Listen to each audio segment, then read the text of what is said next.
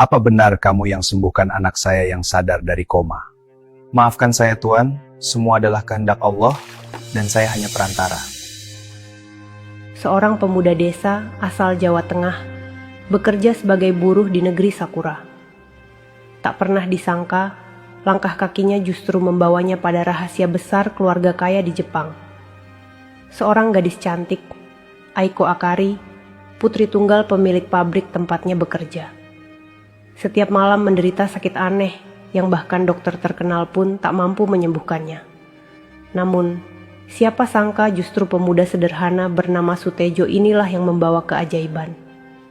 Dengan ramuan herbal dan pijatan tradisional, ia berhasil menyembuhkan sang gadis. Dan lebih mengejutkan lagi, kesembuhan itu justru menumbuhkan cinta tak terduga di hati sang putri Jepang. Apakah cinta mereka akan direstui keluarga kaya Jepang? Atau justru ditentang karena perbedaan derajat? Udara musim semi di Jepang masih terasa dingin ketika Sutejo, pemuda desa asal Jawa Tengah, tiba di negeri Sakura. Ia hanyalah seorang anak kampung biasa. Wajahnya sederhana, tubuhnya tidak terlalu tinggi, namun sorot matanya penuh tekad. Di kampung halamannya, Sutejo sering membantu orang tuanya bertani. Namun, karena penghasilan yang pas-pasan, ia memutuskan merantau ke Jepang melalui program tenaga kerja. Setelah melewati proses panjang, ia diterima bekerja di sebuah pabrik elektronik besar di prefektur Kanagawa. Pabrik itu bukan sembarang pabrik, melainkan milik seorang pengusaha kaya raya, Tuan Haruto Akari. Namanya sangat dihormati di Jepang. Pabrik tersebut mempekerjakan ratusan pekerja, termasuk beberapa orang dari luar negeri. Hari-hari awal Sutejo di pabrik penuh dengan rasa canggung. Bahasa Jepannya hanya seadanya, sehingga ia lebih banyak diam. Namun sifatnya yang rajin, sabar dan rendah hati, membuat para pekerja lain cepat menyukainya. Ia tidak pernah mengeluh meskipun diberi pekerjaan berat, seperti mengangkat barang atau membersihkan bagian produksi. Mandornya pun mulai memperhatikan bahwa anak muda asal Indonesia ini berbeda. Jujur, pekerja keras dan tidak pernah membantah perintah. Malam itu, setelah lembur hingga larut, Sutejo berjalan keluar dari ruang produksi menuju asrama pekerja. Udara dingin menusuk tulang, membuat napasnya keluar seperti asap tipis. Ia berhenti sejenak di dekat gudang untuk melepas lelah. Saat itulah, telinganya menangkap percakapan dua orang manajer pabrik yang sedang merokok tidak jauh darinya. Mereka berbicara dalam bahasa Jepang, dan meski Sutejo tidak menguasainya sepenuhnya, ia bisa menangkap beberapa kata kunci. Aiko setiap malam sakit lagi, perutnya, dokter tidak bisa menemukan penyebabnya. Ayahnya sangat khawatir, sudah dipanggilkan dokter terbaik, tapi tetap saja. Penyakit itu aneh, hanya menyerang malam hari. Nama itu membuat Sutejo tertegun. Aiko Akari, ia pernah mendengar nama itu disebut-sebut di pabrik. Putri tunggal pemilik pabrik, seorang wanita muda cantik yang katanya lembut dan pintar. Namun ia jarang muncul di publik, lebih sering berdiam di rumah keluarga. Setelah mendengar bisikan itu, pikiran Sutejo gelisah sepanjang malam. Ia teringat wajah ayahnya di kampung yang dulu sering sakit-sakitan, dan hanya bisa dirawat dengan ramuan herbal tradisional peninggalan kakeknya. Sejak kecil, Sutejo terbiasa membantu meracik jamu, merebus daun-daunan, dan memijat saraf sederhana untuk mengurangi rasa sakit orang-orang desa. Ilmu itu diwariskan turun-temurun, dan seringkali berhasil meski tanpa obat modern. Beberapa hari kemudian, kabar tentang Aiko kembali terdengar. Para pekerja Jepang di kantin pabrik berbisik-bisik bahwa putri majikan mereka menderita sakit misterius yang hanya muncul di malam hari. Rasa sakit itu begitu hebat hingga membuatnya menangis sepanjang malam. Tidak ada obat rumah sakit yang mampu menolong. Hati Sutejo semakin resah. Ia tahu dirinya hanyalah buruh rendahan di negeri orang. Siapa dia berani mencampuri urusan keluarga kaya raya Jepang? Namun, nuraninya terus berbicara. Kalau aku punya ilmu, meski sedikit, mengapa tidak mencoba? Bukankah setiap penyakit pasti ada obatnya? Dan bukankah membantu orang sakit adalah amal yang besar? Setiap malam sebelum tidur, ia merenung. Wajah cantik Aiko yang belum pernah ia lihat langsung, hanya ia dengar dari cerita orang, seakan hadir di benaknya. Sutejo bisa membayangkan seorang gadis muda yang seharusnya menikmati hidup, malah terkurung dalam penderitaan panjang. Suatu malam, ketika para pekerja sudah tertidur di asrama, Sutejo berdiam termenung di tepi jendela. Lampu-lampu kota Jepang berkelip dari kejauhan. Ia menggenggam tangan, menatap langit lalu berbisik lirih. Ya Allah, jika memang Engkau mengizinkan, beri aku kesempatan menolong gadis itu. Aku tak punya apa-apa, tapi aku punya niat tulus. Hatinya bulat. Ia memutuskan, bagaimanapun caranya, ia harus menemui Tuan Haruto Akari dan menawarkan pengobatan sederhana yang ia kuasai. Walaupun kemungkinan besar ia akan ditolak atau bahkan dihina, ia siap menanggung resikonya. Dan dari situlah takdir baru dalam hidup Sutejo mulai terbuka. Takdir yang akan mempertemukannya dengan Aiko Akari, wanita cantik Jepang yang sedang menunggu keajaiban. Hari Minggu, pabrik sedang libur. Di hari itu, udara kota masih sejuk. Embun menempel di dedaunan dan langit tampak cerah. Di asrama pekerja, teman-teman Sutejo memilih untuk beristirahat atau berjalan-jalan ke pusat kota. Namun, hati Sutejo gelisah sejak subuh. Ia tahu inilah hari yang tepat untuk memberanikan diri menemui majikannya. Dengan pakaian sederhana, ia melangkah meninggalkan asrama. Keringat dingin mengalir di pelipisnya, bukan karena panas, melainkan karena rasa gugup. Ia tahu dirinya hanyalah buruh biasa, tapi tekadnya sudah bulat. Ia ingin bertemu Tuan Haruto Akari untuk bicara soal penyakit putrinya. Rumah keluarga Akari tampak megah bagaikan istana. Gerbang besi hitam tinggi menjulang. Taman di depannya tertata rapi dengan pepohonan sakura yang mulai berbunga. Sutejo berdiri di depan gerbang, menunduk dalam-dalam kepada penjaga rumah. Permisi, nama saya Sutejo, pekerja di pabrik Akari Corporation. Saya ingin bertemu dengan Tuan Haruto. Ada hal penting yang ingin saya sampaikan. Ucapnya dengan bahasa Jepang terbata-bata. Penjaga rumah menatapnya heran. Seorang buruh ingin bertemu langsung dengan Tuan Haruto. Itu tidak mungkin, pulanglah, jangan membuang waktuku. Namun, Sutejo tidak mundur. Ia membungkuk lebih dalam, lalu berkata dengan penuh kesungguhan. Tolong sampaikan, ini tentang putri beliau, Nona Aiko. Mendengar nama itu, penjaga terdiam sejenak. Ada keraguan di matanya, tapi ia bisa merasakan keseriusan dari sikap Sutejo. Akhirnya, ia memutuskan melapor ke dalam. Beberapa menit kemudian, Sutejo dipersilakan masuk.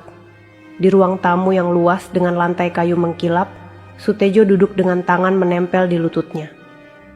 Jantungnya berdegup keras ketika seorang pria paruh baya masuk. Wajahnya berwibawa, rambutnya sedikit beruban, dan sorot matanya tajam.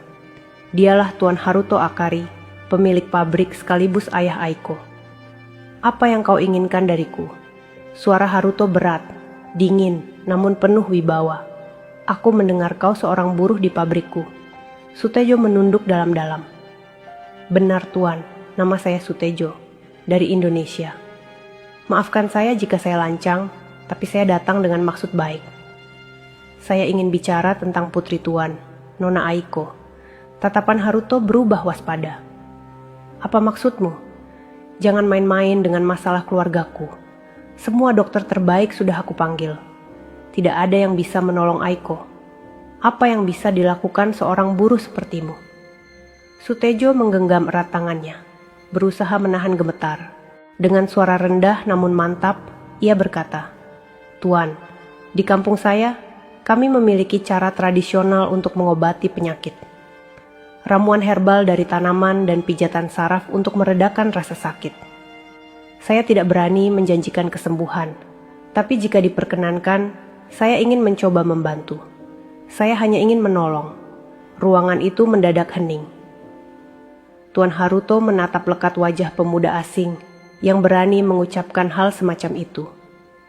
Dalam hatinya, ada rasa marah bercampur heran. Namun, di balik sorot matanya yang tajam, tersimpan keputusasaan seorang ayah yang sudah mencoba segalanya untuk menyembuhkan anak semata wayangnya. Akhirnya, Haruto menarik nafas panjang. Kau sadar apa yang kau katakan? Jika kau berani macam-macam, kau akan menanggung akibatnya. Aku tidak akan segan-segan memusirmu dari Jepang. Sutejo menunduk lebih dalam. Saya mengerti, Tuan. Saya hanya datang dengan niat tulus. Jika setelah mencoba tidak ada perubahan, saya siap menerima apapun putusan Tuan. Beberapa detik keheningan terasa begitu lama. Lalu, perlahan, Haruto mengangguk. Baiklah, malam ini kau boleh datang. Aku ingin melihat apakah benar ucapanmu. Jika kau berhasil sedikit saja meringankan sakit Aiko, aku akan berterima kasih.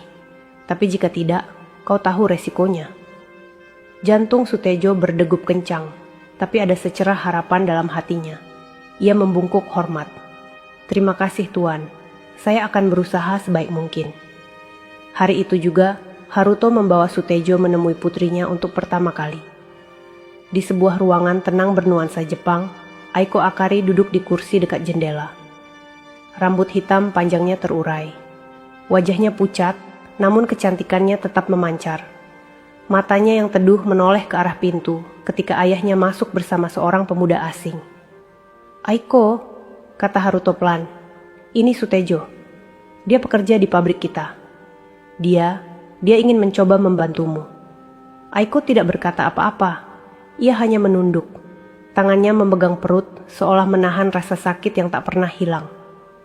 Di saat itulah, Sutejo semakin yakin inilah jalan yang telah ditakdirkan untuknya. Malam nanti, ia akan mulai berusaha dengan ramuan herbal dan pijatan saraf peninggalan kakeknya untuk menolong Aiko, meskipun seluruh dunia meragukannya. Dan malam itu akan menjadi awal dari sebuah kisah yang tak pernah terbayangkan sebelumnya.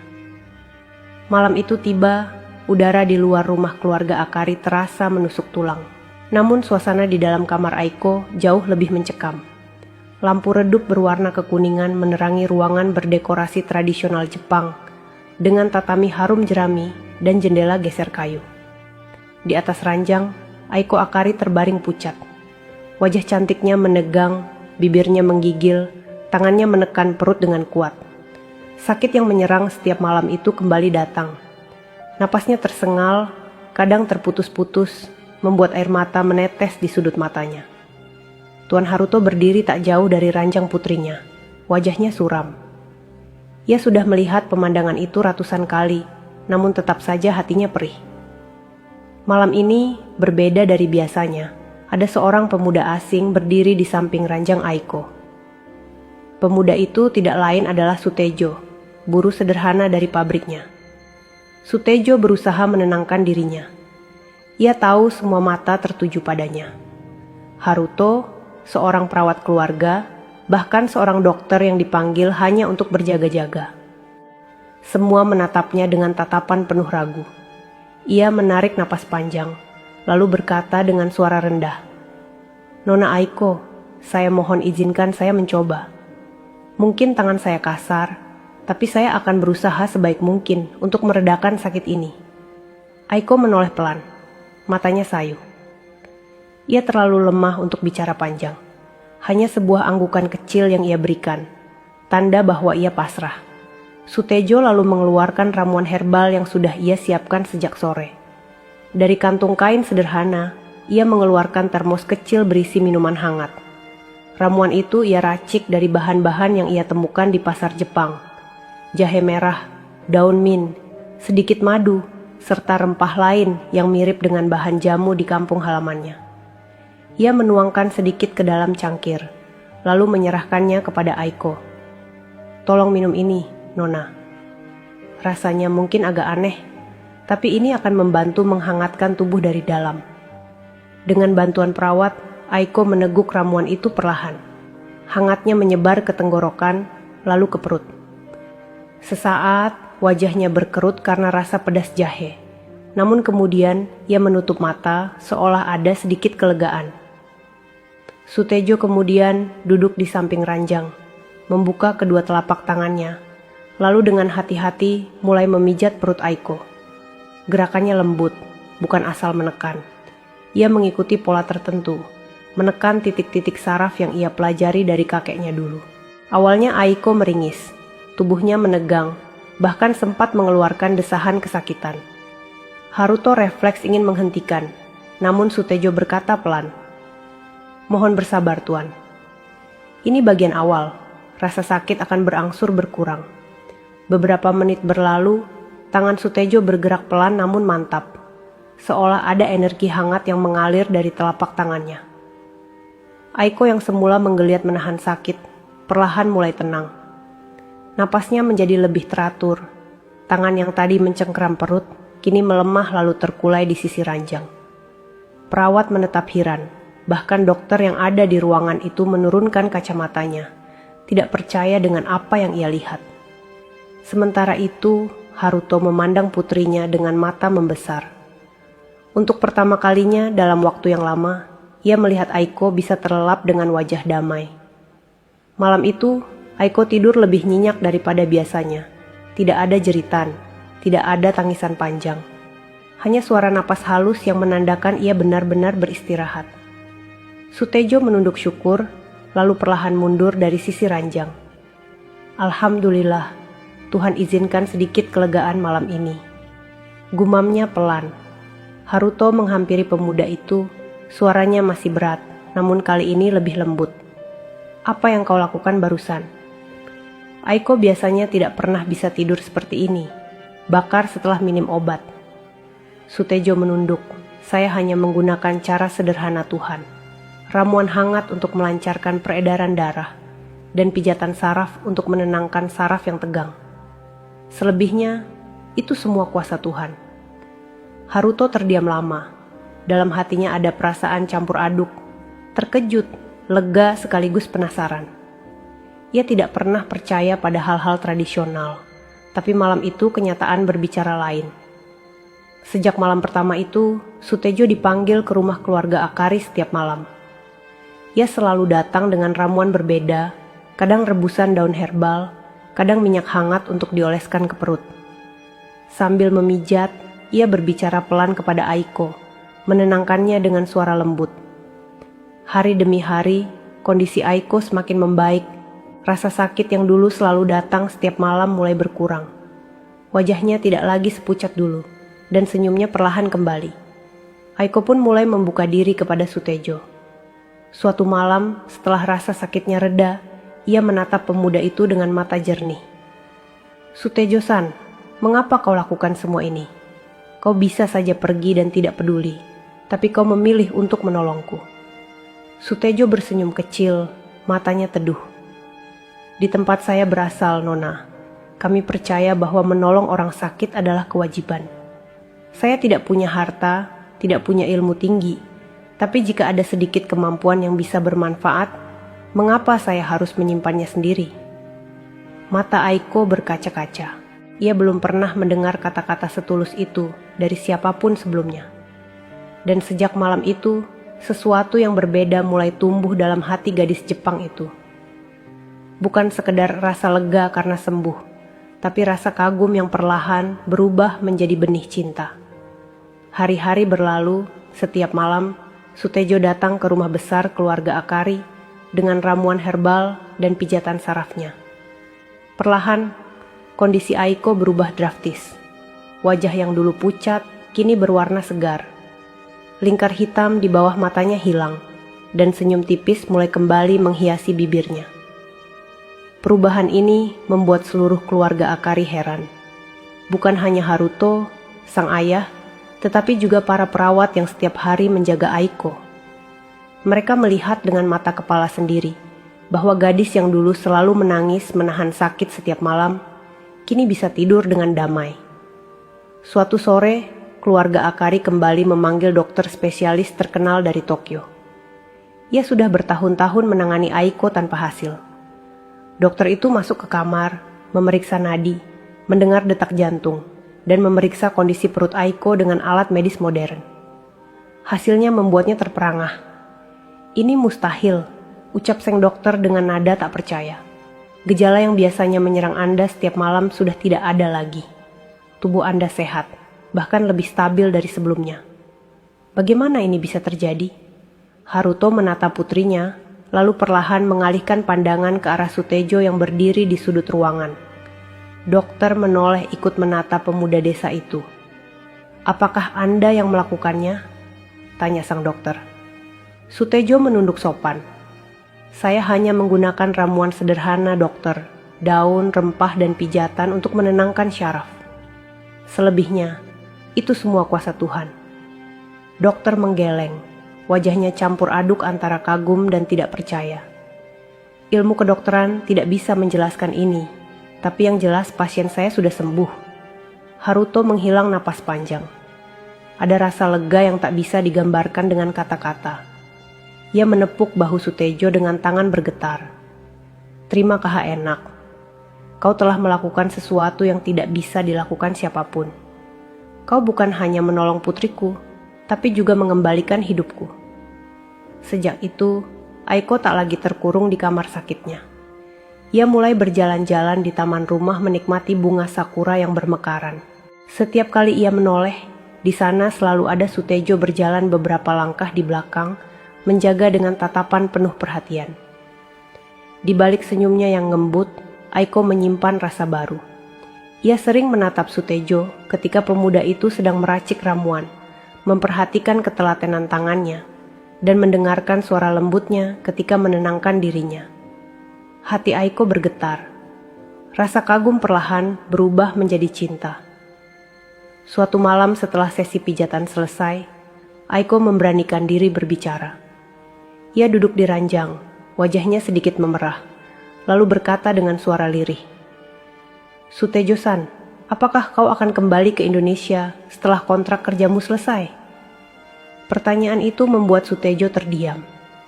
Ia menunduk, lalu menjawab dengan tenang, "Ya Nona, saya harus kembali.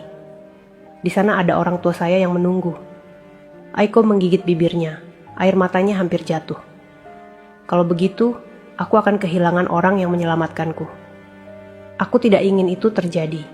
Sutejo terkejut. Ia menatap mata Aiko, dan di sana ia melihat ketulusan yang dalam. Beberapa hari kemudian, Aiko menghadap ayahnya.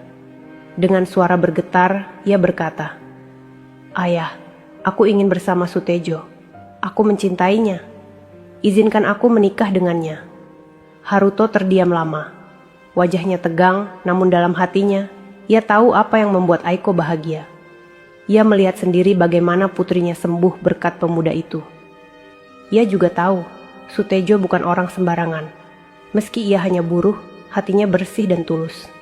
Akhirnya, Haruto menatap putrinya, lalu menoleh kepada Sutejo yang berdiri dengan wajah cemas. Dengan suara berat, ia berkata, "Jika ini yang membuatmu bahagia, Aiko, maka aku merestui. Sutejo, mulai sekarang kau bukan hanya pekerjaku, kau adalah menantuku." Air mata bahagia mengalir di pipi Aiko. Ia segera menggenggam tangan Sutejo dengan erat. Pemuda desa itu hampir tak percaya bahwa takdir membawanya sejauh ini. Dari seorang buruh pabrik di negeri orang, kini menjadi suami seorang wanita Jepang yang cantik dan kaya raya. Beberapa hari sebelum pernikahan, Haruto memberikan uang tunai dalam jumlah besar kepada Sutejo. Anggap saja ini sebagai ucapan terima kasihku. Namun Sutejo hanya menunduk dan berkata pelan, "Terima kasih Tuan, tapi hadiah terbesar bagi saya adalah restu Anda dan cinta dari Nona Aiko." Pernikahan sederhana namun sakral digelar di kediaman keluarga Akari. Para tamu undangan terkejut melihat putri tunggal keluarga kaya Jepang menikah dengan seorang pemuda desa asal Indonesia. Namun ketika mereka melihat kebahagiaan di wajah Aiko dan ketulusan hati di mata Sutejo, semua keraguan sirna. Malam itu di bawah langit Jepang yang bertabur bunga sakura, cinta antara dua insan berbeda bangsa dipersatukan. Kisah ini menjadi bukti bahwa ketulusan hati mampu menembus batas, dan cinta bisa lahir di tempat paling tak terduga. Sahabat cerita cinta, itulah kisah nyata penuh haru dan dramatis tentang Sutejo, pemuda sederhana asal Jawa, yang dengan ketulusan hati dan ilmu tradisionalnya mampu menyembuhkan Aiko Akari, gadis cantik Jepang yang menderita penyakit misterius. Kisah ini mengajarkan kita bahwa kekayaan dan jabatan bukanlah segalanya. Justru ketulusan hati, kesabaran, serta niat baik yang mampu membuka jalan menuju kebahagiaan dan cinta sejati. Ingatlah, jangan pernah meremehkan seseorang hanya karena ia sederhana. Karena bisa jadi, lewat kesederhanan, itulah datang pertolongan dan keajaiban yang kita butuhkan. Terima kasih sudah menonton video ini sampai selesai. Jangan lupa dukung terus channel Cerita Cinta dengan cara ikuti, like, dan share, agar tidak ketinggalan kisah inspiratif berikutnya. Tuliskan di kolom komentar dari kota mana Anda menonton video ini. Kami sangat senang bisa membaca sapaan dari sahabat semua di berbagai daerah, bahkan luar negeri. Semoga Allah Subhanahu wa Ta'ala atau Tuhan Yang Maha Kuasa selalu memberikan kesehatan, rizki yang berkah, serta kebahagiaan untuk kita semua. Amin ya robbal alamin. Dan jika ada salah kata, penyebutan nama atau cerita yang mungkin sama dengan orang tertentu, kami mohon maaf yang sebesar-besarnya, karena itu semua murni kebetulan, dan tidak ada unsur kesengajaan. Sampai jumpa di kisah nyata, dramatis berikutnya, hanya di channel Cerita Cinta. Wassalamualaikum warahmatullahi wabarakatuh.